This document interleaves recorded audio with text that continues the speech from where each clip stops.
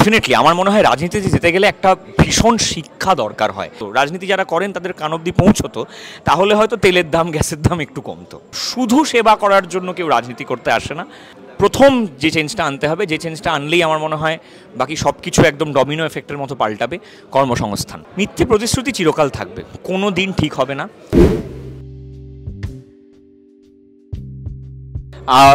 যারা যাচ্ছেন, এটা প্রথম নয় যে প্রথম টলিউডেই এটা হচ্ছে, বা প্রথম অন্য কোনো প্রফেশন থেকে কেউ রাজনীতিতে যাচ্ছেন, এটাও প্রথম নয়। এটা যিনি যাচ্ছেন বা যারা যাচ্ছেন, এটা সম্পূর্ণ তাদের ব্যক্তিগত মত, সিদ্ধান্ত, এবং তারা যাচ্ছেন হয়তো নিশ্চয়ই কোনো কারণ আছে। আমি ব্যক্তিগতভাবে মনে করি যে সেটা তারা যেতেই পারেন, তাদের স্বাধীনতা আছে। তবে আমার যেটা বক্তব্য যে সবাই যাচ্ছেন না। কোনো একজন ব্যক্তির রাজনীতিতে চলে যাওয়ার জন্য পুরো ফ্রেটার্নিটি দায়ী হতে পারে না, এবং বাকিরা কোনোভাবেই সেটার রেসপন্সিবিলিটি বহন করেন না, করবেন না, করতে পারেন না। ডেফিনেটলি আমার মনে হয় রাজনীতিতে যেতে গেলে একটা ভীষণ শিক্ষা দরকার হয়। কারণ আমি ধরো যুবক লেভেলে যারা অনেকেই যারা রাজনীতি করে, এরকম আমার অনেক বন্ধুবান্ধবদেরকে চিনি, আমি সত্যি তাদেরকে দেখি তারা কী পরিশ্রম করে। যতটা পরিশ্রম একজন মানুষকে, একজন শিল্পীকে এস্টাবলিশ হতে করতে হয়েছে, ততটা পরিশ্রম তাহলে তাকে রাজনীতিতে করতে হবে। সেটা যদি না করে যাওয়া হয়, তাহলে যেটা হবে একটা পদস্খলন হয়। মানুষ যে চোখে তাকে এত বছর একজন শিল্পী, নায়ক, নায়িকা হিসেবে দেখেছে, হঠাৎ করে একটা আলগা মন্তব্যের জন্য সেই সম্মানের জায়গাটা থেকে একটা চূড়ান্ত অসম্মান, ট্রোলিংয়ের জায়গায় চলে আসাটা সত্যি খুব অসম্মানজনক। এটা খারাপ লাগে ভাবতে। কিছু মানুষ খুব জেনুইনলি বলেন যে উনি আমার খুব প্রিয় শিল্পী ছিলেন, কেন যে রাজনীতিতে গেলেন, রাজনীতির জায়গাটা একেবারে অন্য একটা জায়গা, এই পরিসরে না গেলেও পারতেন। এটা একটা জেনুইন দুঃখের জায়গা, এটা একটা দিক। অন্য দিকটা হচ্ছে আসলে রাজনীতি এতটা টাকা দেয়, এতটা সিকিউরিটি দেয়, এত খ্যাতি দেয়, এত যশ দেয়, এত বেনিফিটস দেয়, বডিগার্ড দেয়, ভালো মোবাইল ফোন, ভালো গাড়ি, ভালো বাড়ি, 4টে এসি, এতগুলো পার্কস দেয় না, তখন না আসলে এই ট্রোলিংটাও ঠিক গায়ে লাগে না। তো এটা আমার ব্যক্তিগতভাবে মনে হয় যে যারা সোশ্যাল মিডিয়ায় ট্রোল করেন বা এই সমস্ত কমেন্ট লেখেন, আপনাদের কথা আসলে সত্যি কোনোভাবেই কারুরই কোনো রাজনীতির লোকেরই গায়ে লাগে না, বা তাদের কান অবধিও পৌঁছয় না। তার কারণ সত্যিই যদি আপনাদের কথাগুলো মানুষের কান অবধি পৌঁছতো, রাজনীতি যারা করেন তাদের কান অবধি পৌঁছতো, তাহলে হয়তো তেলের দাম গ্যাসের দাম একটু কমতো। আমার মনে হয় রাজনীতিতে আসলে একটা বিপুল পরিমাণে জনগণের সেবা করা যায়, সেটা একটা অন্যরকম ক্ষমতা আসে। সেটা কারুর পন্থা, সেটা তিনি বেছে নিতে পারেন একটা পথ যেখানে রাজনীতির মাধ্যমে অনেকটা সেবা করা যায়। কিন্তু সেটা ছাড়াও অনেকেই অনেক রকমভাবে সেবা করে, সেটা তাদের ব্যক্তিগত চয়েস। তবে আমি মনে করি না যে, যেটা শুরুতেই বললাম, শুধু সেবা করার জন্য কেউ রাজনীতি করতে আসে না। আমার প্রথমেই মনে হয় সিকিউরিটি, নিশ্চয়তা, টাকা, ক্ষমতা, খ্যাতি, যশ, এগুলো ডেফিনেটলি, মানে আমি বলছি যদি সেবাটা 0.1 হয়, তাহলে এগুলো 0.1A, 1B, 1C। না না, আমাকে কেউ কোনোদিনও রাজনীতিতে বলবেই না, এখন তো বলবেই না, ভবিষ্যতেও বলবে কিনা যথেষ্ট সন্দেহ আছে। আমরা যেহেতু খুব ছোটো থেকে থিয়েটার করি এবং ভীষণ প্রতিস্পর্ধী থিয়েটার করি, তাই আমাদের মত মানে এমনিতেই একটু লোকজন সামলে চলে। এই ক্লিপটা সোশ্যাল মিডিয়ায় গেলে নিচে দেখতে পাবেন আপনারা, আতেল, বুদ্ধিজীবী, আরও অনেক গালাগালি দিয়ে কমেন্ট আসবে।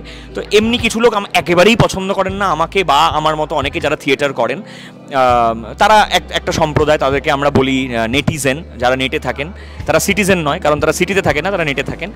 এই সমস্ত নেটিজেনরা একেবারেই আমাদেরকে অপছন্দ করেন। তো রাজনীতিতে এলে এই নেটিজেনরা তো মানে একদম মানে দূর দূর করে তাড়িয়ে দেবে।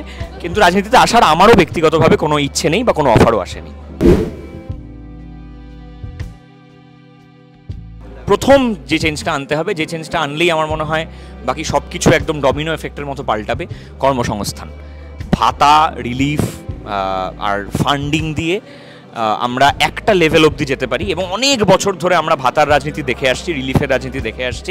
সেইটা যতদিন না বন্ধ হচ্ছে, যতদিন না কর্মসংস্থান আসছে, যতদিন না কি করব কলেজের পর বা পড়াশুনোর পর, এই প্রশ্নচিহ্নটা মাথার ওপর খাঁড়ার মতো ঝোলা বন্ধ হবে, ততদিন আর কিচ্ছু হবে না, কোনো কিছুর দাম কমবে না।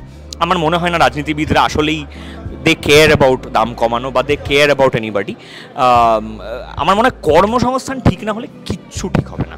সবার আগে এটা পাল্টাতে হবে। মিথ্যে প্রতিশ্রুতি চিরকাল থাকবে, কোনো দিন ঠিক হবে না। ভোটের আগে বাড়ি বাড়ি গিয়ে প্রচার করে সব ঠিক হয়ে যাবে প্রতিশ্রুতি কোনো দিন ঠিক হবে না। ভারতবর্ষের একজন রাজনীতিবিদ আরেকজন রাজনীতিবিদকে যেভাবে সম্মান করেন বা যেভাবে সম্বোধন করেন, যে ভাষা ব্যবহার করেন, সেটা কোনো দিন ঠিক হবে না। আরও আমার যেটা মনে হয় যেটা খারাপের দিকে যেতে পারে, সেটা হচ্ছে যেহেতু সোশ্যাল মিডিয়া এরকম প্রকটভাবে চলে এসছে, সেটা হচ্ছে ভাষ্যর ব্যবহার, শুধুমাত্র মুখে নয়, টাইপিংয়েরও ভাষ্যর ব্যবহার সাংঘাতিক খারাপ দিকে যেতে চলেছে। এইটা পাল্টানো ইন্ডিভিজুয়াল ইয়েতে, যে আমি খারাপ ভাষা ব্যবহার করব না বা আমি অসম্মান করব না কাউকে, এটা আসলে নিজের শিক্ষা থেকে আসে। যারা ভাষা খারাপ ব্যবহার করেন বা অসম্মান করেন, এটা আসলেই তাদেরকে বুঝতে হবে, তাদের শিক্ষার পরিচয় হয়ে দাঁড়ায় সেটা। এই এতগুলো যে পয়েন্টগুলো এতক্ষণ ধরে বললাম, সেই জন্যই ইয়াং জেনারেশন পলিটিক্সে আসতে চাইছে না, এবং সত্যি সত্যি তারা মনে করছেন যে রিয়াল চেঞ্জ, সত্যিকারের পরিবর্তন, সত্যিকারের ভালো কাজ পলিটিক্সে না এসেও করা যায়। আমরাই কোভিডের সময় যে পরিমাণ কাজ করেছি, অক্সিজেন সিলিন্ডারের ক্ষেত্রে, কমিউনিটি কিচেনের ক্ষেত্রে, সেফ হোমের ক্ষেত্রে, তাতে বুঝতে পেরেছি আসলেই সরকারে থাকতে হয় না, মনটা থাকতে হয়, মাথাটা থাকতে হয়। এখানে ক্ষমতা, টাকা, স্করপিও গাড়ি, সামনে দুটো ব্ল্যাক জামা পরা বডিগার্ড, দুজনে ক্যামেরা নিয়ে রিল শ্যুট করছে, এগুলো না হলেও সেবা করতে চাইলে সেবা করাই যায়। এটা কোভিড এবং কোভিডের সময় যে সমস্ত এনজিও, মানে নন গভর্নমেন্টাল অর্গানাইজেশন, ছোট ছোট অর্গানাইজেশন, মানুষ যেভাবে একে অপরের পাশে দাঁড়িয়ে প্রমাণ করে দিয়েছে, তাতে বোঝাই গেছে সরকার না থাকলেও আমরা নিজেদের মতো বিন্দাস চলে যাব। মানুষ যখন অক্সিজেন না পেয়ে মরে যাচ্ছে, তখন মানুষই মানুষের পাশে দাঁড়িয়েছিল।